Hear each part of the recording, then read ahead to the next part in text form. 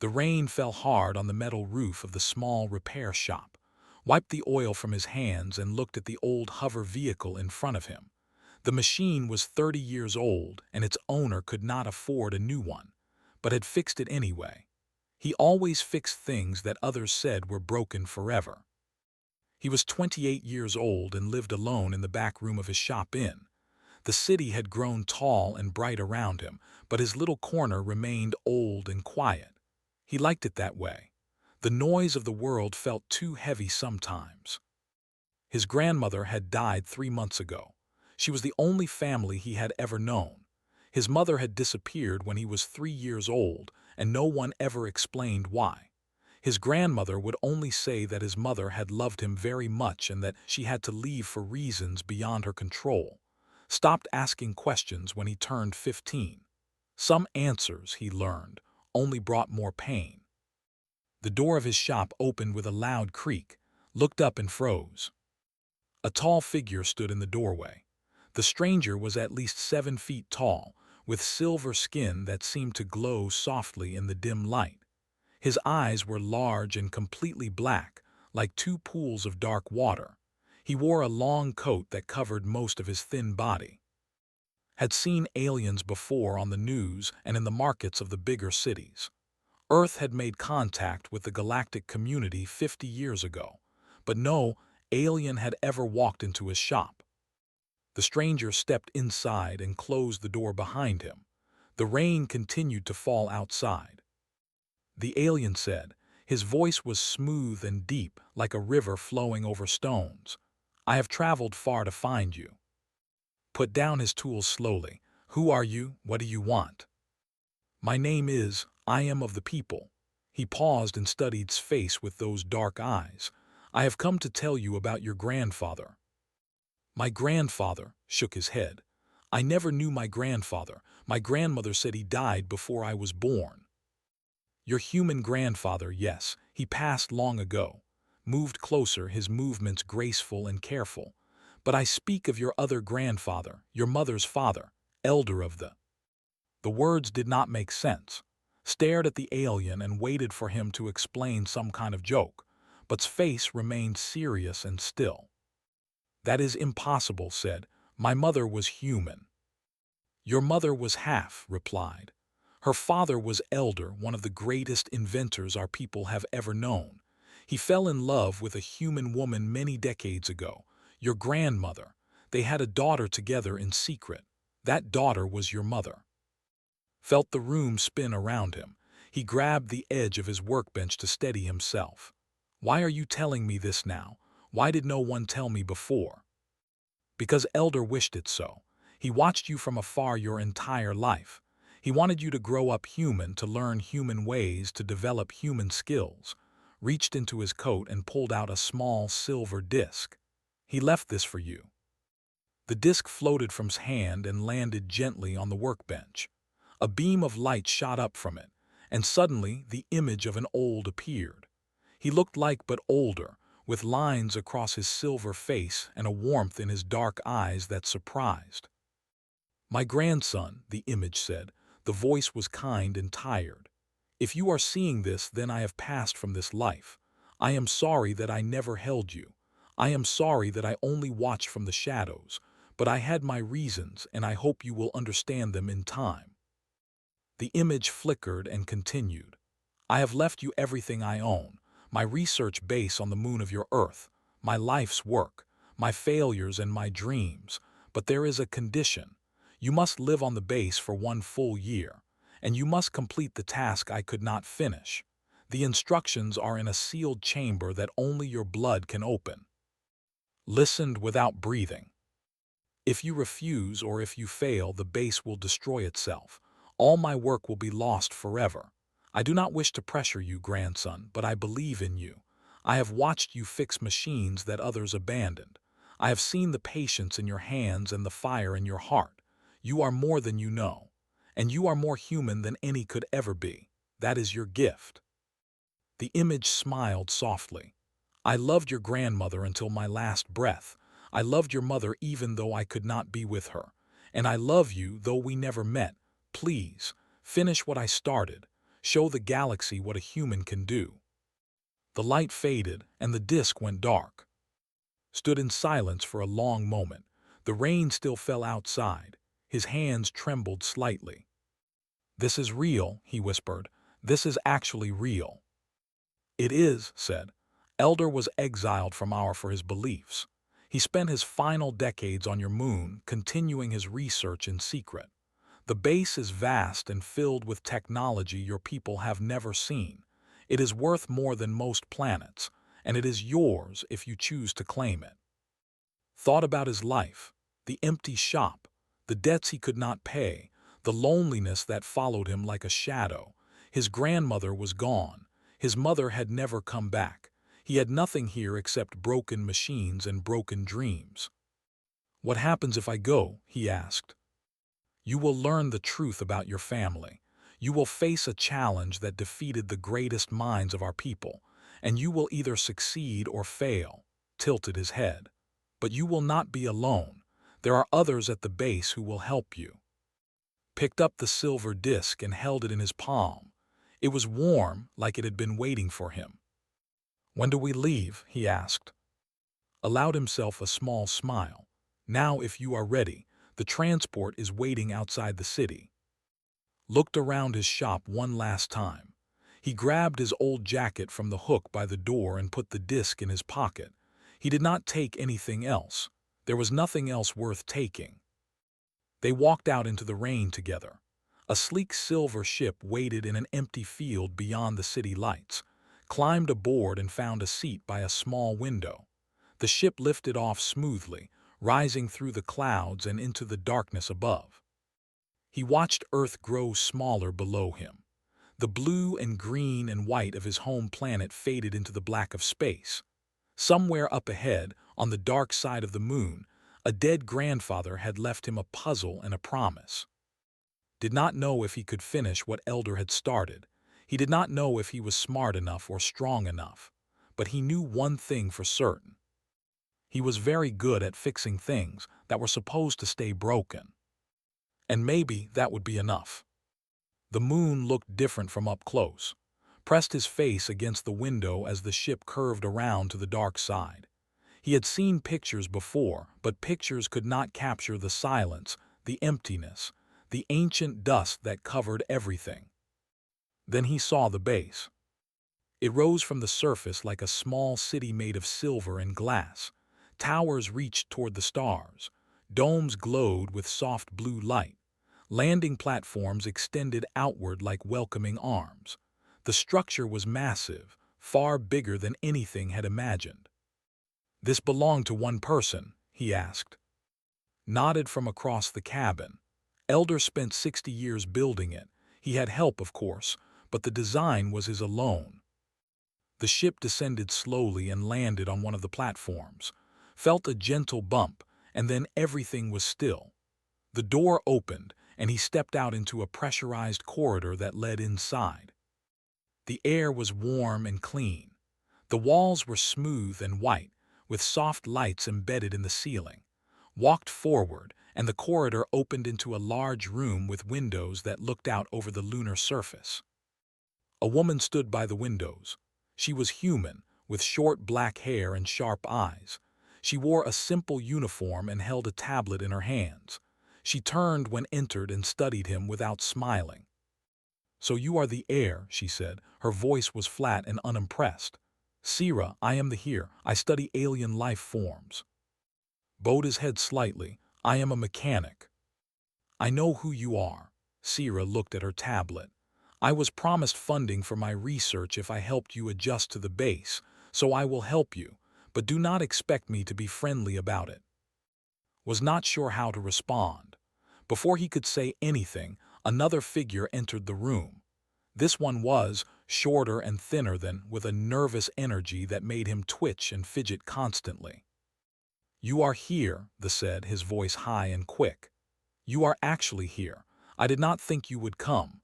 Many said you would refuse, but I told them a grandson of would not refuse such a gift." "This is," said. "He served Elder for 40 years. He knows the base better than anyone." Rushed forward and grabbed hands. Your grandfather was the greatest mind I ever knew. He spoke of you often. He said you had his hands, strong hands, clever hands, hands that could feel the heart of a machine. Pulled back gently.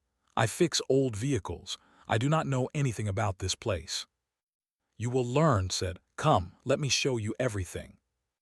The tour took several hours, led through corridors and chambers, laboratories and workshops.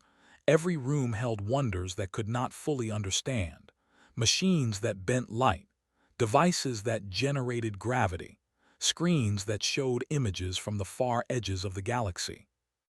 Sierra followed behind them, adding comments in her flat voice. That is a molecular printer. It can create almost anything from raw materials. That is a communication array. It can reach most of the known systems, though the signal takes time. That is a medical bay. The equipment there can heal wounds that would kill a human in minutes. Tried to remember everything, but his head was spinning. He had spent his whole life in a small shop with simple tools. This place was like a dream made solid. They stopped in front of a large door made of dark metal. Strange symbols covered its surface, glowing faintly with golden light. This is the sealed chamber, said quietly. Only your genetic signature can open it. Elder made sure of that. Stepped forward. A small panel beside the door lit up and he pressed his hand against it. The symbols flashed bright and the door slid open with a deep rumble. Inside was a room the size of a warehouse, and in the center of that room stood a machine. It was enormous. Pipes and wires covered its surface like veins on a body. Panels and screens blinked with lights that flickered and died. The machine looked old and tired, like it had been waiting for someone to help it for a very long time. A holographic screen activated as approached. His grandfather's image appeared again. This is the Harmony engine, Elder said. I designed it to allow instant communication across any distance in the galaxy. No delays, no barriers, voices traveling at the speed of thought. Stared at the machine. He did not understand most of the technology, but he could see the structure, the flow, the way the parts connected to each other. I worked on this for 40 years, the image continued. I failed. The core mechanism cannot stabilize. The energy fluctuates in patterns that our logic cannot predict or control. Every engineer who studied this problem declared it impossible. The image flickered and leaned forward. But I do not believe it is impossible. I believe it requires a different kind of mind, a mind that does not fear chaos, a mind that can feel what cannot be calculated. The old smiled. A human mind, your mind, grandson. The image paused. Fix what I could not, you have the hands for it. Then the hologram faded, and was left standing alone in front of the broken machine. Sierra stepped up beside him. Her voice was softer now, curious instead of cold. He really believed you could do this. Apparently, said. No one has ever built a working Harmony engine. The theory has existed for centuries, but the execution has defeated every attempt. She looked at him with something close to respect. Do you actually think you can fix it? Walked closer to the machine. He reached out and touched one of the panels. It was cool under his fingers, humming with energy that felt wrong, unbalanced, sick. I do not know, he admitted, but I know what a broken machine feels like, and this one wants to work, it just cannot figure out how. Made a strange sound, half laugh and half sob. That is exactly what Elder used to say, exactly those words. Turned and looked at the. Tell me everything about my grandfather, everything he tried, everything that failed. I need to understand what I am working with.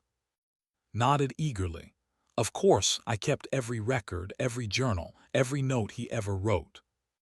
They spent the rest of the day in a small study filled with books and data screens. Explained the history of the Harmony engine, the theories behind it, the dozens of approaches that Elder had attempted. Sierra added her own knowledge about the biological components, the organic circuits that were supposed to regulate the energy flow. Listened and learned. He did not understand everything, but patterns began to form in his mind. He started to see the shape of the problem, the place where all the solutions had failed. Late that night, he walked back to the sealed chamber alone. The machine waited for him in the darkness, its lights blinking like slow heartbeats. He sat down on the floor in front of it and looked up at its massive form. "My grandfather believed in me," he said quietly. "A man I never met, a man who watched me from millions of miles away. He thought I could fix you." The machine hummed and flickered. Nodded slowly. "Okay, let us see what you are made of." He stood up, rolled up his sleeves, and went to work. 3 weeks passed on the lunar base. Fell into a rhythm. He woke early, ate a simple breakfast, and spent most of his day inside the sealed chamber with the Harmony engine. He studied every part of the machine, mapping its systems in his mind the way he used to map the engines of old vehicles back on Earth. The machine was beautiful in its complexity. Thousands of components worked together in patterns that should have been perfect. Every calculation was correct. Every connection was precise. And yet the whole thing refused to function properly. Brought him elders' journals and read them late into the night. His grandfather had written with a clear and careful hand, describing each experiment, each failure, each moment of hope that ended in disappointment. The old had tried everything his brilliant mind could imagine. Nothing had worked. "The energy fluctuations are the problem," Sira explained one afternoon. She stood beside, pointing at a display screen that showed waves of data. "The Harmony engine needs stable power to create the instant connection, but the power does not stay stable. It jumps and spikes and dips without any pattern we can predict." Nodded slowly. "Your people tried to control the fluctuations. Every possible way, dampeners, filters, regulators, nothing worked for more than a few seconds." Sira crossed her arms. "The council eventually declared the project impossible. They said the universe itself resists instant communication, that some laws cannot be broken." "What do you think?" asked. Sira was quiet for a moment. "I think your grandfather was the person I ever heard of. If he believed it was possible, maybe it is. But I also think 40 years of failure is hard to argue with." Turned back to the machine. He had spent 3 weeks learning its language, understanding how it thought and moved and breathed. He was starting to see something that all the engineers had missed. They were trying too hard to make it perfect. Every solution involved more control, more precision, more order. The mind worked that way. They saw chaos as an enemy to defeat, but had grown up fixing machines that were never designed to work together. Old parts from different systems. Broken pieces held together with wire and hope. He knew that sometimes the best solutions came from accepting imperfection instead of fighting it. He did not share this idea yet. It was still forming in his head, still taking shape like a machine being built from scattered parts. The next morning, everything changed. Burst into the chamber with panic in his eyes. "Ships," he said, "ships, they are landing on the base." Followed him to the main observation room. Through the large windows, he could see 3 sleek vessels touching down on the platforms outside. They were military ships, sharp and dangerous looking. "Who are they?" asked. "The council," said, his voice trembled. "They sent a delegation. This is very bad." The delegation entered the base an hour later. They were led by a tall with cold eyes and a stiff posture. His silver skin was darker than most, almost, and he moved with the confidence of someone used to giving orders. "I am Commander," he said. He did not bow or offer any greeting. "I represent the High Council of, we have come to inspect this facility." Stepped forward. "This facility belongs to me. My grandfather left it to me in his will." His eyes narrowed.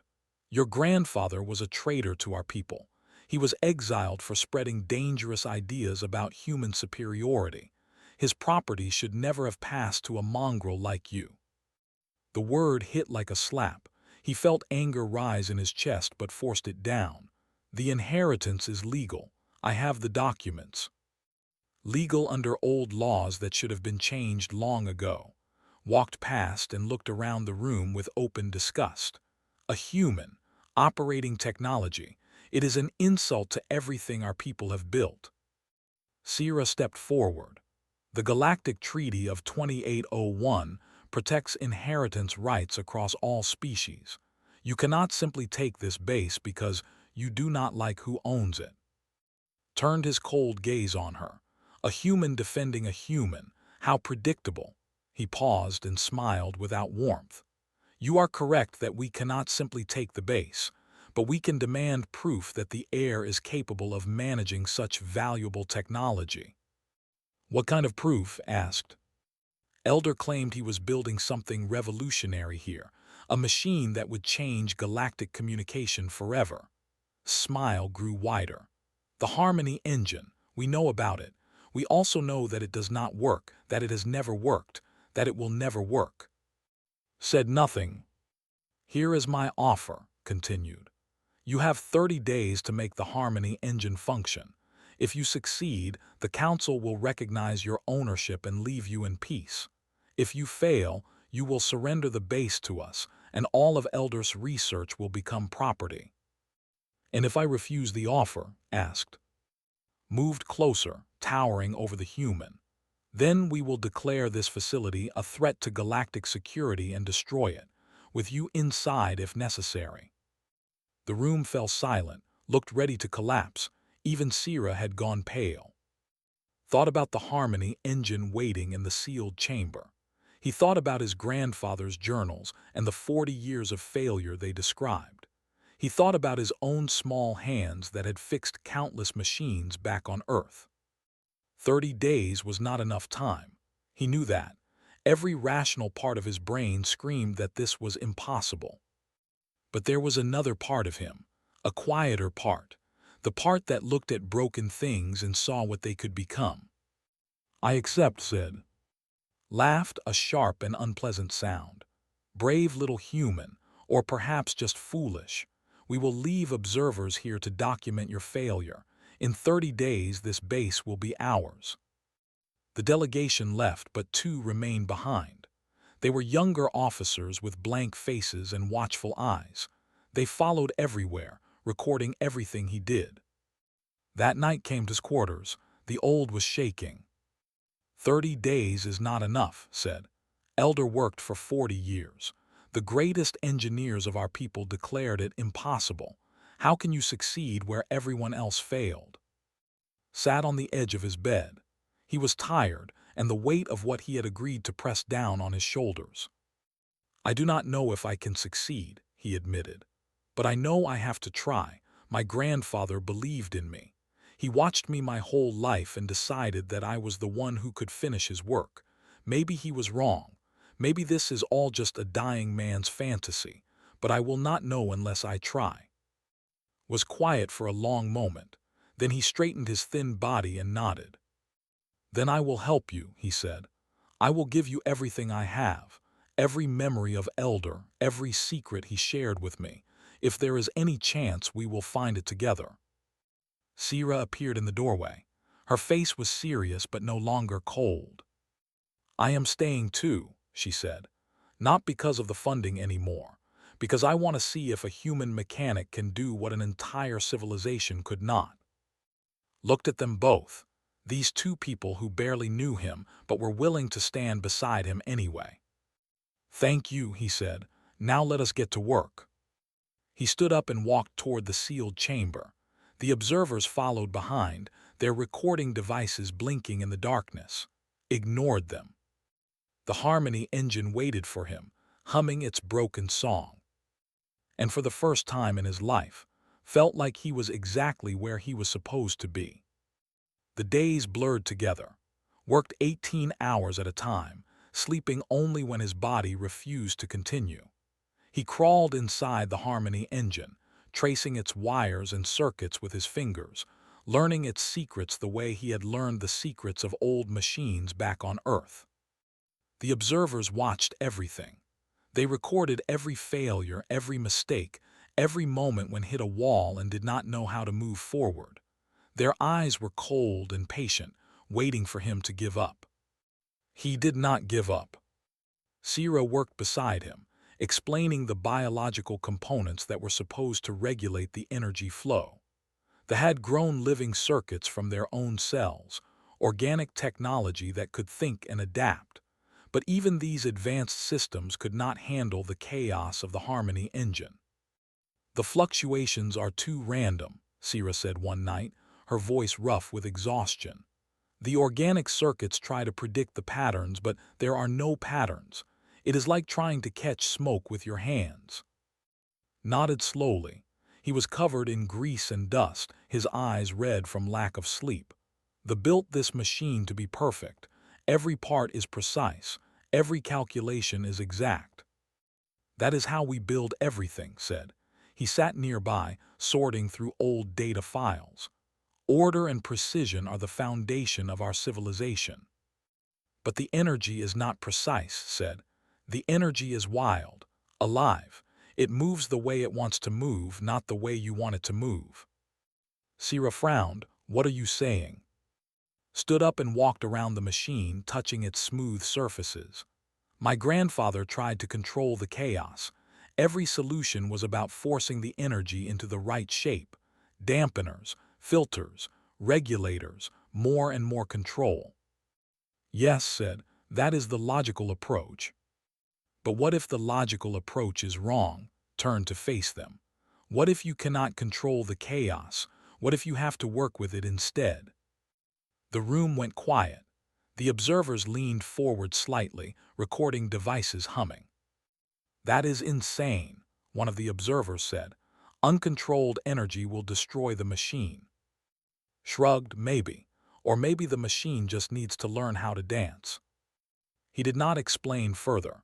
The idea was still forming in his mind, still too fragile to share completely. But he knew he was on the right path. He could feel it in his bones. On the 15th day, a small ship arrived at the base. Was deep inside the Harmony engine when Sira called him to the landing platform. A woman stepped off the ship. She was young and sharp-eyed, with her black hair tied back in a messy ponytail. She wore a pilot's jacket covered in patches and badges from a dozen different ports. Parks said he could not believe his eyes. "What are you doing here?" Grinned and punched his shoulder. "I heard my old friend was trapped on the moon, surrounded by aliens who want to take his stuff. You think I would miss that?" They had grown up together had been a troublemaker even then, always running schemes and finding ways to get things that were supposed to be impossible to get. She had become a pilot, flying cargo between Earth and the orbital stations. Some of that cargo, knew, was not entirely legal. "How did you even know I was here?" he asked. "News travels fast when a human inherits an alien research base worth more than most countries." Looked around at the gleaming towers and domes. "This place is amazing. Your grandfather must have been something special." "He was," said quietly. Smile faded a little. "I also heard about the deadline. 15 days left to make some impossible machine work, or the aliens take everything." 14 days now, Sira corrected. She studied with suspicious eyes. "Who exactly are you?" "I am the person who is going to help." Reached into her jacket and pulled out a small bag. "I brought supplies, components from Earth, human-made parts that I thought might be useful." Opened the bag and looked inside. He saw circuit boards, wires, handmade regulators built from recycled materials, the kind of parts he used to work with back in his shop. Imperfect, messy, held together with creativity instead of precision. His mind began to race. He said slowly, "Can you get more of these?" "I can get you anything you need," she said. "It might not be entirely legal, but since when did that stop us?" Turned to Sira and, "The approach is to remove imperfection. Every part has to be exact. But human technology is different. We build with what we have. We make things work even when they should not work." He held up one of the handmade circuit boards. "What if we add human components to the Harmony engine? Parts that are not perfect, Parts that can bend and adapt and change with the energy instead of fighting against it. Looked horrified. You want to put primitive human technology inside Elder's masterpiece. I want to give the machine room to breathe, said. The parts are too rigid. They break when the energy spikes. But these parts will flex. They will absorb the chaos instead of resisting it. Sira stared at him for a long moment. Then she started to laugh. That is either brilliant or completely insane. Probably both, admitted. They worked through the night, flew back to Earth and returned with more supplies, began carefully adding human components to the Harmony engine, replacing some of the perfect parts with imperfect human ones. The observers recorded everything, their faces showing open disgust at what they considered vandalism. On the 20th day, they ran the first test. The Harmony engine roared to life. Energy surged through its systems, wild and chaotic, spiking and dropping without pattern. The components tried to control it and began to fail. But the human components did something different. They bent. They adjusted. They let the energy pass through instead of blocking it. For 3 seconds the machine stabilized. A connection formed, reaching out toward the stars. Then everything collapsed and the machine went dark. 3 seconds, the longest the Harmony engine had ever worked. Fell to his knees, tears streaming down his silver face. It worked. For a moment it actually worked. The observers rushed to report to Commander. Within hours, the Commander appeared on the base, his cold face twisted with anger. This proves nothing, said. 3 seconds is meaningless. You have 7 days left. 7 days to produce a working machine, not a spark that dies immediately. 3 seconds is more than anyone achieved before, said calmly. And 3 seconds is not enough. Stepped closer, his voice dropping to a threat. You are playing games, human. You are contaminating precious technology with your primitive garbage. Even if you somehow succeed, the Council will never accept this abomination as a true Harmony engine. Then I will show them they are wrong. Smiled without warmth. 7 days, and then this base is mine. That night sat alone in the sealed chamber. His body ached with exhaustion. His mind felt stretched to its limit. 7 days was not enough. He had proven the concept worked, but turning 3 seconds into permanent function would require a miracle. He picked up one of his grandfather's journals and opened it to the last entry. The handwriting was shaky, the words written by a dying man. I knew you would come, Elder had written. I knew you would try. Humans do not surrender. It is why I loved your grandmother. It is why I watched you grow. Finish my dream, show them what I always believed, that humanity is not primitive, that humanity is the key to everything we cannot do alone. Closed the journal and looked up at the Harmony engine. 7 days. He would not waste a single minute. On the 25th day, broke. He was standing in front of the Harmony engine, tools in his hands, when his legs gave out. He fell to the floor and stayed there, staring at the ceiling, unable to move. His body had reached its limit. His mind had reached its limit. Everything hurt. Sira found him an hour later. She knelt beside him and checked his pulse, his breathing, his eyes. You need to rest, she said. You are killing yourself. 2 days left, whispered. 2 days and I still cannot make it work for more than 3 seconds. Sira sat down on the floor beside him. The cold metal pressed against her back, but she did not seem to care. Can I tell you something? Nodded weakly. When I was 12 years old, my father died, she said. He was a scientist too. He spent his whole life working on a project that he never finished. When he passed, he left me his notes and his equipment and his dreams. I spent years trying to complete his work. I failed. Turned his head to look at her. Her eyes were wet, but her voice was steady. For a long time, I thought I had let him down, Sira continued. I thought his legacy was my responsibility, that if I could not finish what he started, his whole life was meaningless. What changed? Asked. I realized that his work was never about the result. It was about the trying, the reaching, the believing that something better was possible. She smiled softly. Your grandfather spent 40 years on this machine. He did not finish it, but he did not give up either. And now you are here continuing what he started. That matters. That is the real legacy. Closed his eyes. His grandfather's face appeared in his mind. The old with kind eyes who had watched him from the moon, who had believed in him without ever meeting him. I do not want to fail, said. Then do not fail for yourself, Sira said. Fail for him, for the love he had for your family, for the dream he held onto even when everyone told him it was impossible. Lay on the floor for a long time. Then slowly he pushed himself up. Help me, he said. Arrived with more supplies the next morning. She looked worried when she saw how thin and pale had become, but she did not say anything. She just handed him the parts and stood beside him. One more day, she said. What do you need? Stared at the Harmony engine. The machine hummed softly, waiting. All his modifications were in place. All the human components were integrated. The system was as good as he could make it. But it still was not working. He thought about everything he had learned. The approach was control. His approach was adaptation. But neither was enough on their own. The machine needed something else. Something that neither species could provide through technology alone. Then it hit him. The machine does not need to be fixed, said slowly. It needs to be trusted. Frowned, what do you mean? Walked to the main control panel. His hands moved over the switches and dials. Every system in this machine has safety limiters. They shut everything down the moment the energy becomes unstable. But the energy is always unstable.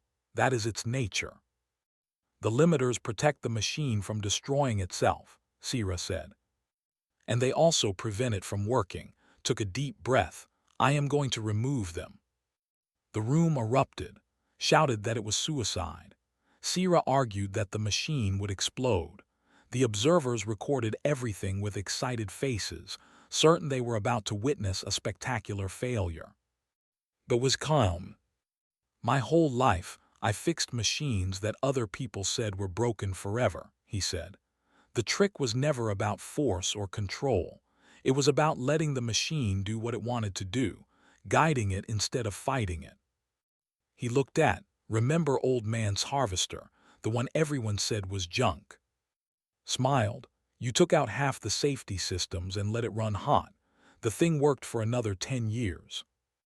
Machines want to work, said. They want to do what they were built to do. Sometimes you just have to get out of their way. He turned back to the control panel and began removing the safety limiters one by one, watched with his hands over his eyes. Sira held her breath. The observers recorded every moment. When the last limiter was removed, stepped back. The Harmony engine shuddered. Energy surged through its systems, wild and free, no longer constrained by safety protocols. The human components flexed and adapted. The components channeled and directed, and something new happened. The machine began to sing. It was not a sound anyone could hear. It was a vibration, a frequency, a connection that reached out across the universe. The screens lit up with data streams from distant systems. Voices crackled through speakers, messages from species that had never communicated with each other before. The Harmony engine was working. Placed his hand on the main console and felt the energy flowing through the machine. It was chaotic, unpredictable, alive. But it was also stable in its instability, balanced in its imbalance. A perfect contradiction that only worked because no one was trying to make it perfect. A single message broadcast across the galaxy, carried on the first instant communication the universe had ever known. Humanity is here. Commander arrived with soldiers an hour later. His face was twisted with rage. This is fraud, he shouted. You have sabotaged the machine. You have removed critical safety systems. The Galactic Council will never accept this. The Galactic Council has already accepted it, Sira said calmly. She held up a tablet showing a message from the council. They received the broadcast. They are very impressed. They want to know how it was done. Sputtered, this is impossible. A human cannot have succeeded where our greatest minds failed. And yet he did, said. The old stood tall for the first time since had met him. Elder was right. Humans are not primitive. They are different. And that difference is exactly what we needed. Tried to order his soldiers forward, but they hesitated. The Harmony engine was broadcasting to the entire galaxy. Every species was watching. Every leader was listening. If destroyed the base now, he would become the greatest villain in galactic history. The commander had lost, and he knew it. This is not over, said, but his voice was weak and no one believed him. He left with his soldiers, and the base fell silent. That night stood in the observation room looking at Earth through the large windows. The blue and green planet floated in the darkness, beautiful and fragile. His grandmother had lived there. His mother had been born there. And he had grown up there, fixing broken machines in a small shop by the sea. Approached and stood beside him. Elder would be proud, the old said. You have given his dream to the galaxy. I just finished what he started, said. That is all any of us can do, bowed deeply. Thank you, grandson of, thank you for believing. Sira joined them at the window. Her face was tired but peaceful. I am staying, she said. There is so much more to study here, so much more to learn, if you will have me. Of course, said. Appeared in the doorway, grinning. I have to fly back to Earth, but I will visit often. Someone has to keep you humble. Smiled. For the first time in months, he felt light. The weight that had pressed down on him since his grandmother died was finally lifting. He looked up at the stars. Somewhere out there, voices were traveling at the speed of thought, connecting species that had never spoken before. His grandfather's dream was alive. And it would keep growing, spreading, changing everything. Placed his hand on the window, feeling the cold glass against his palm. Thank you, grandfather, he whispered. Thank you, grandmother, thank you, mother, wherever you are. The Harmony engine hummed softly behind him, singing its endless song to the universe. A human mechanic from a small shop-in had done what an entire civilization could not. And the galaxy would never be the same.